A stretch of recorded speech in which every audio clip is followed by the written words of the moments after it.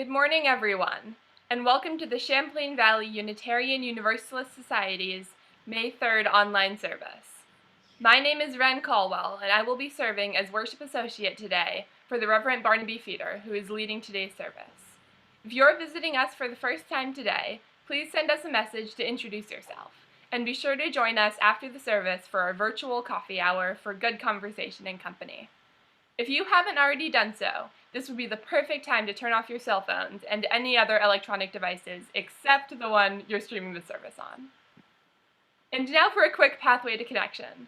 Reverend Barnaby has heard back from a number of you interested in the new UU classes. If you would like to find out more about what UUs believe, UU history, the history of CVUUS, and how our congregation operates, but haven't gotten in touch with him yet, please do so today. He's going to set up a schedule for online meetings soon to accommodate everyone. Our call to worship today is the poem, "We Lift Up Our Hearts in Thanks," written by Reverend Richard Fuchs and adapted to our current situation by Reverend Barnaby Feeder. For the sun and the dawn, which we did not create, for the moon and the evening, which we did not make, for food, which we plant but cannot grow, for friends and loved ones we have earned and cannot buy, for this sprawled community which welcomes us as we are, from wherever we shelter, for all our free churches that keep us human and encourage us in our quest for beauty, truth, and love, for all things which come to us as gifts of being from sources beyond ourselves, gifts of life and love and friendship. We lift up our hearts in thanks this day. Now, Jordan Young will light our chalice.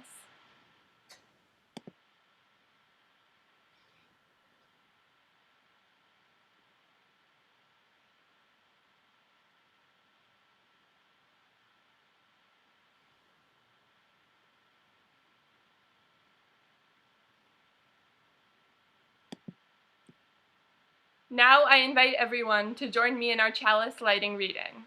We light this chalice by Reverend Lois Van Leer. We light this chalice not because we must, but because we may. We light this chalice not because we have the truth, but because we come bearing and seeking many truths. We light this chalice in connection across culture, distance, class, and language. Good morning. This is Poppy.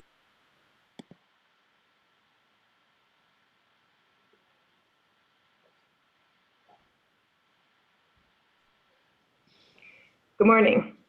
This is Poppy, Director of Religious Exploration, coming to you from my hallway.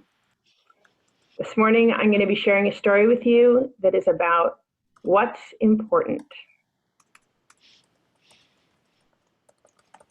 The three questions.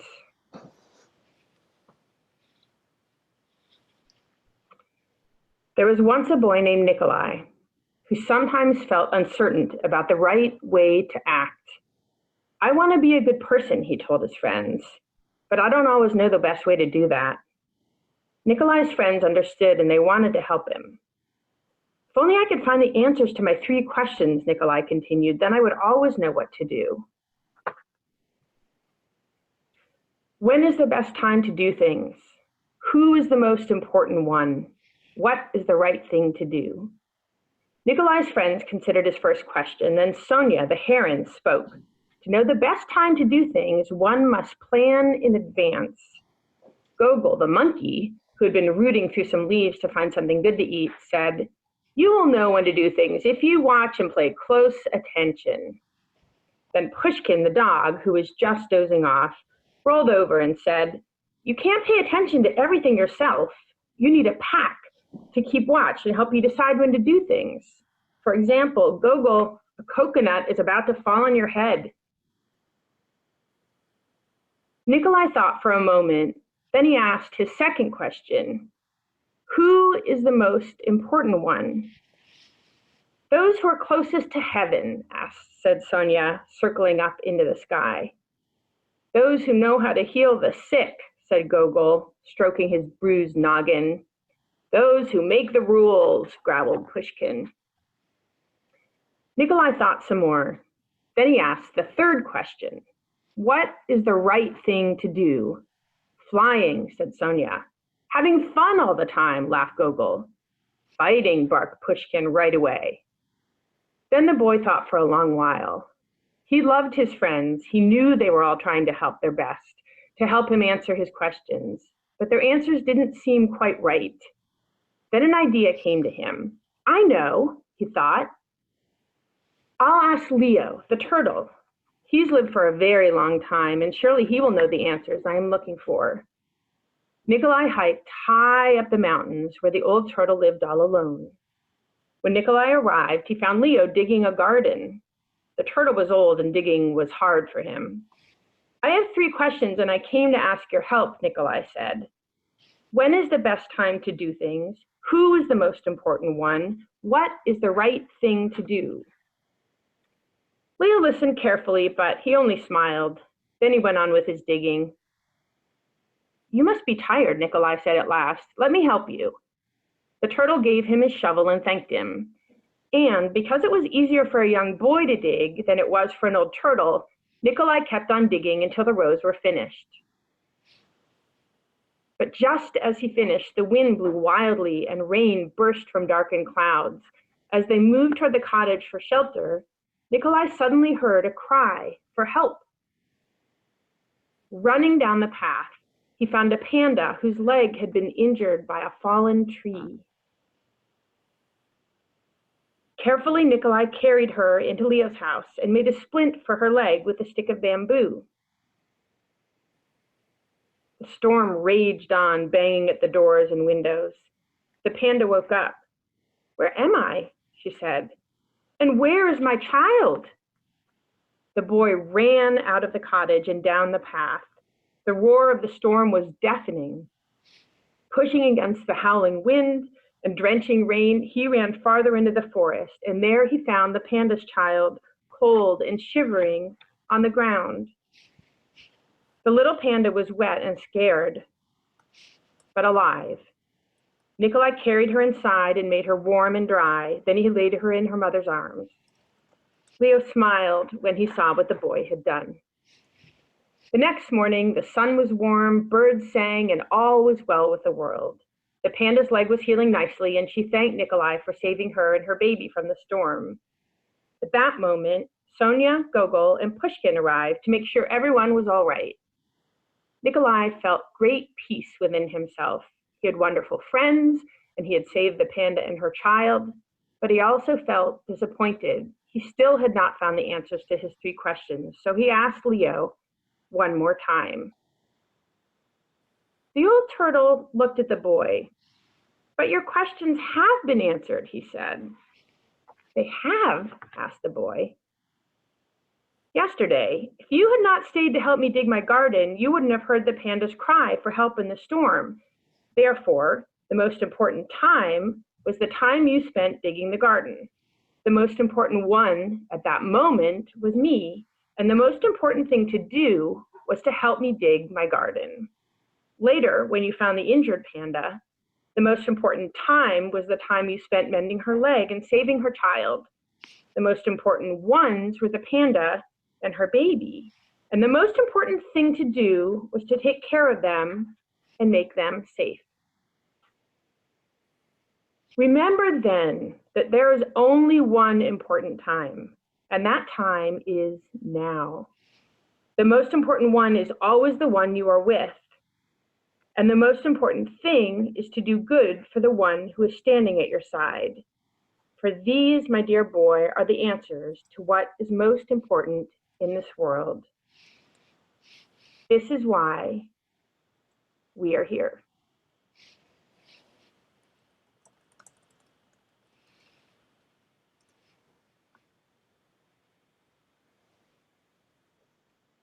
So this week,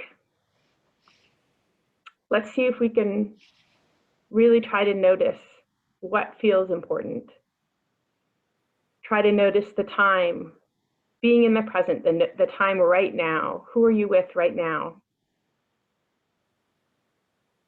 And also trying to notice what good you can do right now and what good you can do for those that you're with in this time.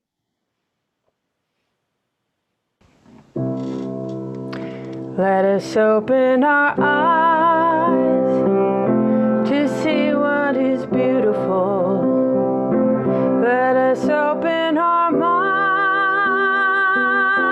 to seek what is true. Let us open our hearts to love one another.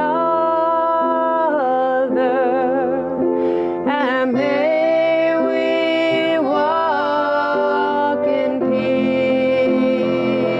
Let us open our eyes to see what is beautiful. Let us open our minds to seek what is true. Let us open our hearts to love one another. And may we walk in peace.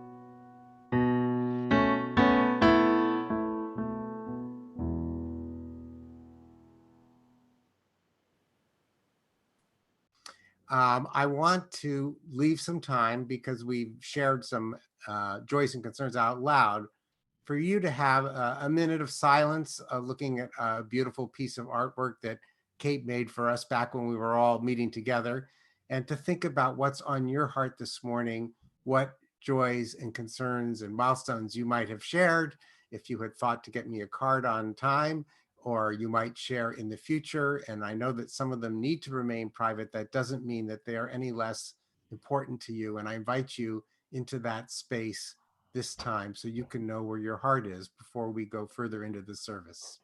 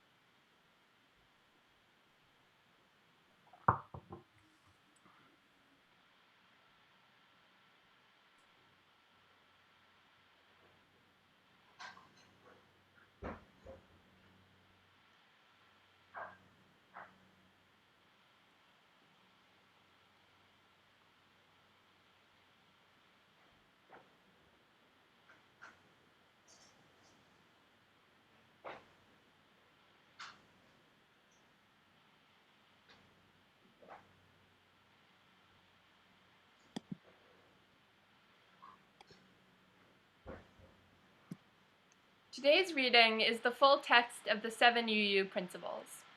While I'm sure many of you have heard them before, especially throughout this past year of sermons focused around the principles, it's worth taking one more look at them before we discuss their future. We, the member congregations of the Unitarian Universalist Association, covenant to affirm and promote 1. The inherent worth and dignity of every person. 2. Justice, equity, and compassion in human relations. 3. Acceptance of one another and encouragement to spiritual growth in our congregations. 4. A free and responsible search for truth and meaning. 5. the right of conscience and the use of the democratic process within our congregations and in society at large. 6. The goal of world community with peace, liberty, and justice for all. And 7. Respect for the interdependent web of all existence of which we are a part. Thank you, Ren. Last September, I offered you a sermon about how we ended up with the 7 principles of Unitarian Universalism that Ren just read to you. I spoke from our beautiful, now oh so empty sanctuary pulpit. I miss seeing your faces and watching you react to and even touch each other. But I recall saying that day in September that I was going to share a love story, not a history lesson. That sermon offered glimpses of our forebears' struggle to agree about the nature of the God they worshiped and about our long journey toward where we are today, focused more on what any God worthy of worship would want of us, rather than what God, if any, actually exists. Thus, instead of a creed requiring beliefs for you to be a Unitarian Universalist, we have agreed on promises about how we will try to act as congregations. They reflect what kind of a world we want to build. Today, we are going to be talking about proposals to change our current promises. But let's first recap how we got here, starting with a reminder of why we say we are part of a living tradition. Let's go back to June 1629 at Salem, Massachusetts, an isolated 3-year-old hamlet of 6 homes built by English immigrants on a small harbor northeast of what is today Boston. During the last week of June, 6 ships led by a 42-year-old Puritan minister named Francis Higginson arrived with 350 English settlers. The new settlers have brought along 114 head of cattle. They also have some horses, 41 goats, rabbits, and other supplies, but it's a thin safety net against the risks they face. Several people have already died during the 6-week ocean crossing, despite it being a mild one, and they included Reverend Higginson's 5-year-old daughter. Reverend Higginson's survival priorities include establishing a church congregation. He drafts a covenant inviting his fellow settlers to promise God and each other to bind ourselves in the presence of God, to walk together in all his ways, according as he is pleased to reveal himself unto us in his blessed word of truth. Only 30 of the settlers signed on to the covenant, less than a tenth of the new colony. Still, the foundation stone for our love story had been laid. The Salem Covenant set the precedent that all New England Protestant churches would be locally controlled, not just the one in Plymouth established 9 years earlier by the separatist pilgrims who had lived in Holland before coming to New England. The Salem Covenant embodied faith that people who freely walk together have a unique connection with the sacred, and it presumed that God reveals new ways to understand truth over time. Reverend Higginson would no doubt have been appalled by where some of his Unitarian descendants ended up walking together, but he didn't have much time to think about where things were headed. Within a year, he had died from a fever along with many other settlers. The covenant endured, as he wrote it, for just 7 years before the surviving church members began amending it. Our situation today is less precarious than the one faced by the Puritan Salem congregation. Still, a social scientist studying Unitarian Universalism might wonder if we are an endangered species. There are just 1,000 UU congregations in the entire country. She might notice, though, that we have an unusually rich network of spiritual links to diverse religious traditions and groups. What a remarkable spiritual ecosystem, she might think to herself. I wonder where it is headed.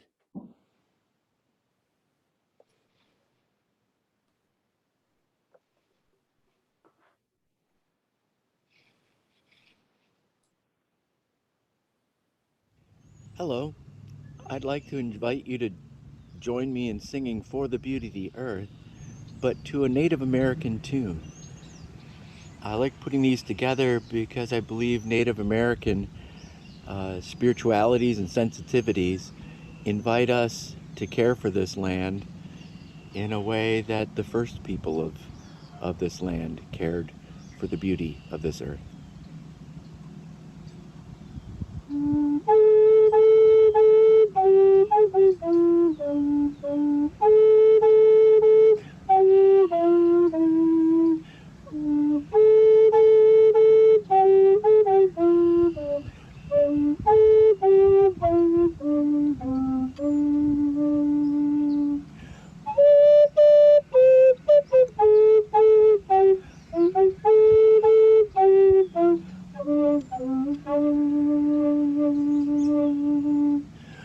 For the beauty of the earth, for the glory of the sky, for the love which from our birth over and around us lies. Love of all to you we raise, this our hymn of grateful praise.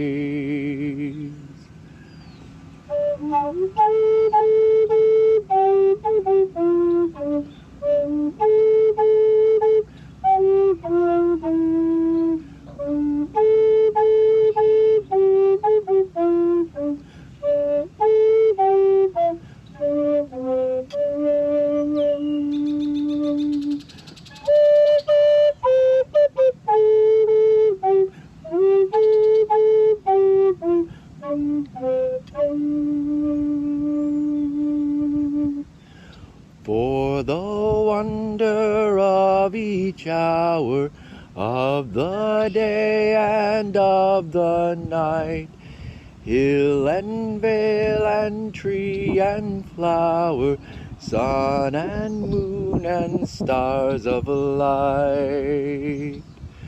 Love of all to you we raise, this our hymn of grateful praise.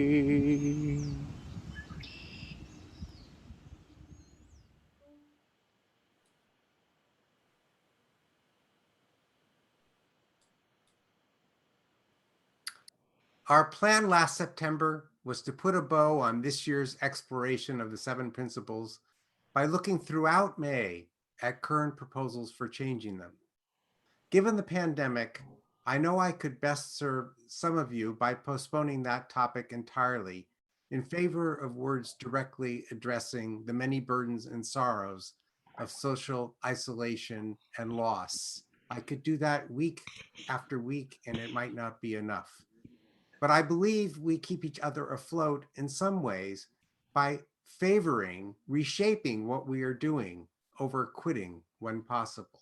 So rather than quitting together on the principles, I'm going to collapse our previously planned May into a look this morning at just 2 proposed changes to the 7 principles. They are both controversial, and their entangled fate says a lot about the world in which we are trying to nurture our better angels through the blows the epidemic is raining down upon us. Doing this is a little bit scary for me. I don't want to ignore the challenge of when and how the country reopens for business. I know full well that many of you or your loved ones are struggling to make ends meet without employment or with grave doubts that your employment is secure. I know those of you parenting with full houses of children are juggling work and childcare, pressures that schools and sports and other youth activities are shut down, and that is a situation none of you signed up for or were fully prepared for. I hold in my heart those of you facing health challenges or who are unable to visit loved ones who are suffering. I and CVUUS want to support all of you in any way possible through these challenges. That includes financial gifts from the minister's discretionary fund that so many of congregants donated to in April. Don't hesitate to ask me how we can help there. That said, the future of our principles deserves our attention too, even if only to be reminded how much they can help us through this pandemic if we take them seriously. To put it briefly, the principles and the people who push to update them call us to a life of integrity. As Reverend Lynn Unger puts it, integrity comes from choosing day after day and hour after hour to make our actions line up with our ideals. That's truer than ever in our current crisis. Our principles are needed to illuminate the path Lynn describes as ongoing commitment to shape our lives in the image of what is holy and true and good. I hope some of you have companion animals with you as you watch this service. My dog Pan has been patiently waiting through this introduction for me to talk about the first of the two proposed changes. There's a long tradition of animal rights activism within our movement that has been fueled by the growing environmental conscience of the latest 70s, 80s, 90s, and early 2000s. In 2012, the year I arrived here, Reverend Laura Kim Joyner, a minister who is also a veterinarian specializing in wild birds, began gathering support for a one-word change to our first principle. Her first principle project proposed that we affirm and promote the inherent worth and dignity of every being instead of every person. Now, Pan has taught me you can say a lot with nudges, licks, bites, let's play dances, disobedience, glares and stares, blinks, outright begging, and diverse barks, growls, and moans. But plain English has its advantages. And here's what I imagine this week he would say if he could speak our language. This should be easy, Pan would say. It's not you, it's your relationships with all living things that make your inherent worth and dignity in the eyes of the spirit of life. Well, you could say that, I would reply, but really this principle is an echo of the belief in the Bible that people were created in the image of God, humans, not you. Pan would scoff. You aren't even mostly you. 90% of you is other organisms that share your body. You couldn't think or do anything or survive even briefly without them. But, I would say, humans can do so much more than any other being, especially deserve to be singled out in our first principle. And that's all the more true because UUs are humans and the rest of the principles call on us to behave in ways that other beings can't. Are dogs committed to promoting democratic decision-making, world peace, and the right of conscience? You have an intermittent conscience at best. Your cat buddy Kester has none at all that I've ever seen. And let's not even mention the ticks that you collect. Really? All beings? Pan would stare at me at that point, hoping I would add, let's go for a walk. Then he would set aside the toy goose he had been ripping up while I was talking and ask, are you done? Respecting all beings doesn't ask you to treat humans as any less special. It's just more honest about the harm all beings do in living, which is inevitable.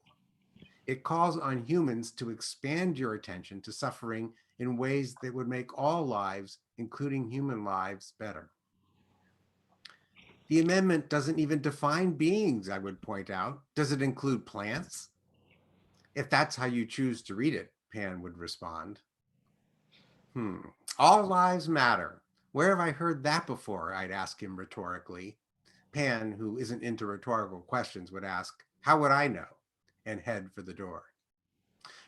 Which is good because I need to have a serious human-to-human talk with you about the other proposed amendment. In effect, it regards all lives matter language as a defensive move by white people to avoid dealing with the true meaning of the phrase Black Lives Matter, that slogan which graces a banner on our sanctuary. It draws attention to the high levels of violence and other injustice visited on people of color, Native Americans, and other marginalized groups in our society. It says, we are lying if we say we believe all lives matter, but fail to change the personal and institutional behaviors that produce results suggesting white lives matter more, especially white male lives. In 2017, just as the first principle that every being rather than every person should be honored in that first principle was to be voted on at the General Assembly, it ran head on into a proposal to begin denomination-wide consideration of what some leaders in anti-racism work had dubbed the eighth principle. There was confusion in no small part because the proposed eighth principle was a verbal morass, far longer and more detailed than any of the others. It calls on UU congregations to affirm and promote journeying toward spiritual wholesomeness, journeying towards spiritual wholeness by working to build a diverse, multicultural, beloved community by our actions that accountably dismantle racism and other oppressions in ourselves and our institutions. So rather than reread that, I'm going to try and break it down for you. It names an individual goal, spiritual wholeness, and a pathway toward it, leading a life of building a diverse, multicultural, beloved community. And that refers to the kind of vision Reverend Dr. Martin Luther King Jr. had of people all over the world being in community and in peace. And last but not least, it offers directions for how to make the journey. It says that you must make it through actions that hold people and institutions accountable for failing to dismantle racism. In other words, it's a principle calling in the name of love for long overdue results, and perhaps even conflict if that's what's necessary to get them. Backers of the new principle agree that its goals are implicit in the current 7 principles. But they say the 8th principle reflects the experience of UU people of color and other marginalized groups that we have failed to meet our anti-racism, anti-oppression goals because our promises to each other are not specific enough. For example, they want the perspectives of people of color and other marginalized groups weighing heavily over decisions that perpetuate the status quo. Sometimes people who are in the majority can be counted on to take that sensibility. For instance, the 8th principle perspective is embodied in our choice to sing a beloved hymn for the beauty of the earth to a Native American tune instead of the old very white one that we know well, thus forcing us to remember that CVUUS, which still reflects in many ways the culture of the European settlers who displaced, killed, and enslaved many Native Americans, is sitting on the former homelands of the Western Abenaki tribe of Native Americans. But we can't always count on white people to have learned to do the right thing, and thus we need to center the visions of others. That's what the 8th principle is saying. And finally, by naming beloved community as the final communal vision, the 8th principle would be the first of our principles to clearly state that Unitarian Universalism is grounded in love. The word love is mentioned nowhere in the 7 principles. The goals of the 8th principle have long been supported by Reverend Laura Kim Joyner and other advocates of that simple one-word first principle amendment. That made the events at the 2017 General Assembly a bitter shock for them.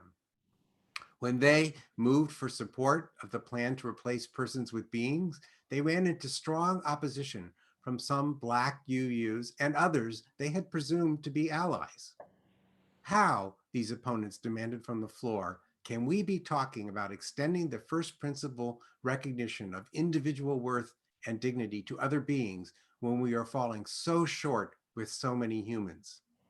Faced with complaints that the first principle amendment was an insult to oppressed people and an invitation for the white-dominated UUA to shift its focus away from racism work, backers of the First Principle Project quickly, albeit brokenheartedly, supported deferring any vote on their dream change. I saw it all unfold firsthand there in New Orleans. I was aware of confusion and anger and hurt and betrayal and sorrow. So much is painful when loving people seek to fashion new communal principles. And that's how you know you are doing work that matters.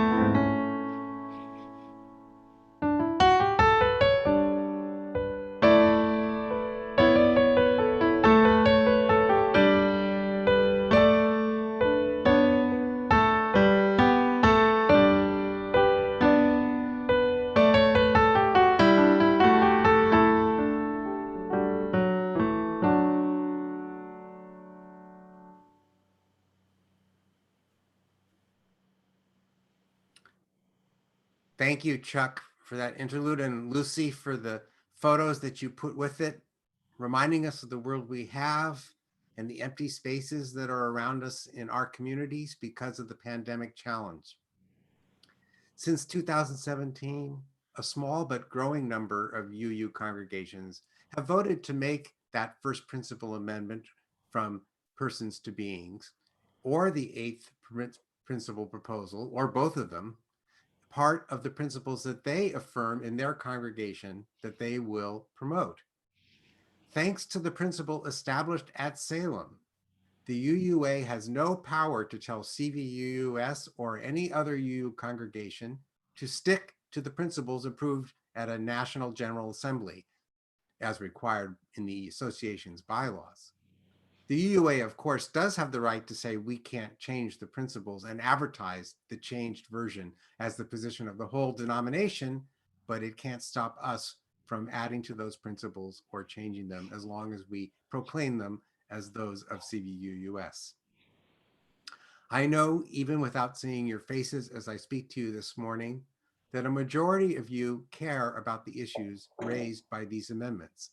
Some of you may have discovered as you listened this morning that if asked to vote on them, you would probably do so out of a position of deep feeling and commitment one way or another. And you may have lots of questions. I've barely scratched the surface in talking about them, and there's lots of material online to which I can direct you. We are long overdue for serious re-examination of our principles. And for that matter, the statement of the 6 sources of inspiration for our living tradition that you find right under them when you look in the hymnal. The bylaws require the UUA to initiate such scrutiny every 15 years. In 2017, in New Orleans, at the same General Assembly where the 2 proposals to change the principles collided, the thousands of delegates briefly suspended the bylaws and in a quick, nearly unanimous vote, changed a phrase in the 6 sources from prophetic men and women to prophetic people. The change reflected a newer understanding of gender and had the benefit of including children as potential prophetic voices. But it's been 34 years since the last significant change in the 7 principles. It's like a tectonic plate where the tension is building up for a potential earthquake that could split us in many ways. And now we have the pandemic. Our traditional ways of handling tough discussions are no longer available. A hazardous landscape for making big changes is even more forbidding and may remain so for years. But I have to ask, where is the invitation here? This is what we've been saying week after week as we look out over our pandemic situation. Not what is wrong, but where is the invitation here? Do we want to move forward? And if so, how? It seems to me there might never be a better time for a serious exploration of what promises we want to make to each other. I suspect we all feel at times that the pandemic reduces life to one principle above all others: stay safe and stay well. But that can't be the sole guiding light of our congregation, even in the midst of disruption and danger. We are still a congregation grounded in love. Let's walk together affirming that. I have faith that we will end up in a place that feels like our spiritual home if we do that. Blessed be, and amen.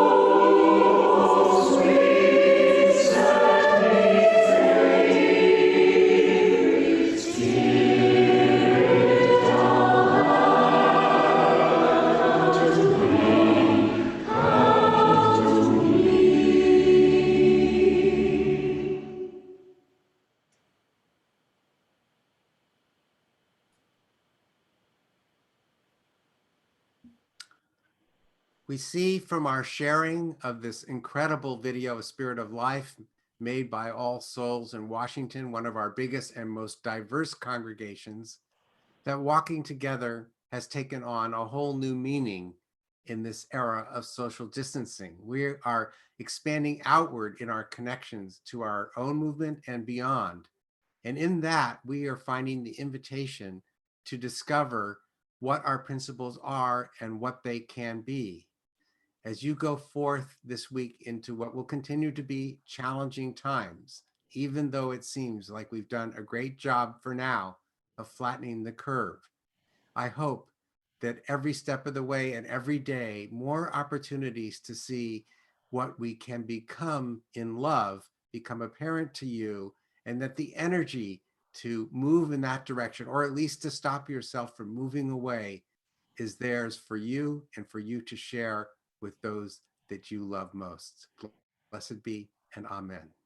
And now Ollie will extinguish the chalice.